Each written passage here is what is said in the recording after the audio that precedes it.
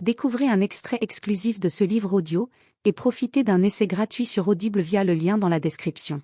Sa mère soupire. Absolument aucune idée. Tu peux les mettre dans un vase. Ils sont tous utilisés. Nina soupire de nouveau et Ash comprend qu'elle ne doit plus aborder le sujet des fleurs aujourd'hui. Elle glisse le bouquet dans un vase qui en contient déjà un, dans une association saugrenue particulièrement déplaisante à l'œil, et rejoint sa famille à table. Son amie Ella remplit son verre vide de vin blanc et la jeune femme lui envoie un baiser. Il n'y a pas eu d'éclaircie de la journée, pas une seule, ce qui est ironique, car le père d'Ash était obsédé par le soleil. Il lui courait après partout dans le jardin, dans le monde entier. Il avait une lampe de luminothérapie dans son bureau pour les jours de grisaille. Il étudiait les prévisions météorologiques religieusement. Il insistait pour allumer le barbecue au moindre signe avant-coureur du printemps. Il avait choisi cette maison parce qu'elle était exposée plein sud et avait ses petits coins de verdure favoris pour en profiter, dont un en particulier qu'il avait surnommé Ibiza, où il pouvait prendre le soleil même en février. « Je vais faire un petit tour à Ibiza », leur lançait-il les matins de beau temps, un café à la main, ses lunettes de soleil coincées dans les cheveux. Il y avait toujours un flacon de crème solaire à côté de la porte du jardin, toute l'année. Mais aujourd'hui, alors qu'ils viennent de lui faire leurs adieux, le soleil est resté caché. Ash aime à penser qu'il se l'est gardé pour lui. Puis, réflexion faite, non. Elle est certaine que les morts n'ont aucune influence sur ces choses-là. Il avait 54 ans. Il a été tué par un inconnu, poussé sur les rails du métro, alors qu'une rame arrivait. Il rentrait à la maison après l'inauguration d'un restaurant, pas l'un des siens, mais celui d'un ami à Soho. Il était complètement ivre. Il avait bu des shots de tequila selon les dires de son ami. Un bon vivant. Le meilleur de tous, Paddy Swan.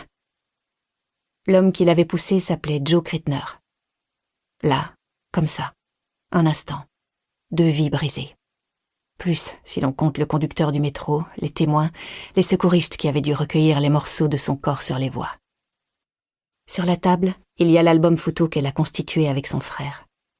Ils ont choisi de laisser les dernières pages vides afin que les invités puissent ajouter leurs propres photos de Paddy. Ash l'ouvre au hasard et soupire en découvrant un cliché de son père avec un bob et des lunettes de soleil, une pinte de bière dans un gobelet en plastique à la main dans ce qui ressemble à un festival. L'apogée des années 1990, sans doute. Il était né en 1970, donc il devait avoir 25 ans sur ce cliché. L'âge qu'elle a aujourd'hui. « C'était où, ça ?»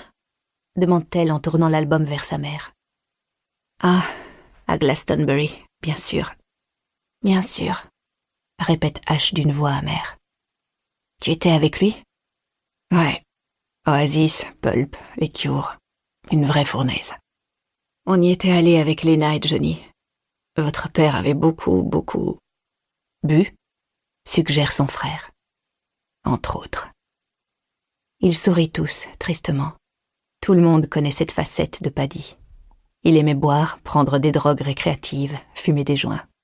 Il écoutait de la musique en permanence. Il avait toujours un casque sur les oreilles. Il aimait les vinyles, les t-shirts, les concerts, les gens, la cuisine. Paddy Swan était l'être humain le plus simple de la Terre.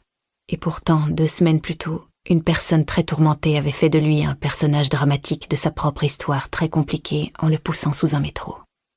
Et maintenant, il est mort. Ceux qui restent de son clan sont bruyants. Ils ne savent pas se taire, alors même que la lumière du jour où ils l'ont enterré disparaît. Mais leur clameur est déchirée par la douleur, le chagrin, par le manque de sa voix, de son rire, de son corps, par le devoir de, demain, continuer à vivre sans lui.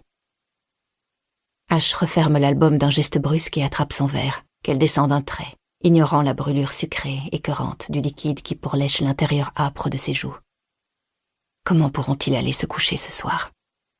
Comment décideront-ils que cette journée est terminée et que le chapitre suivant commence? Deuxième partie. Chapitre 3. Janvier. Ash soulève la carte posée sur le buffet de la cuisine et l'ouvre.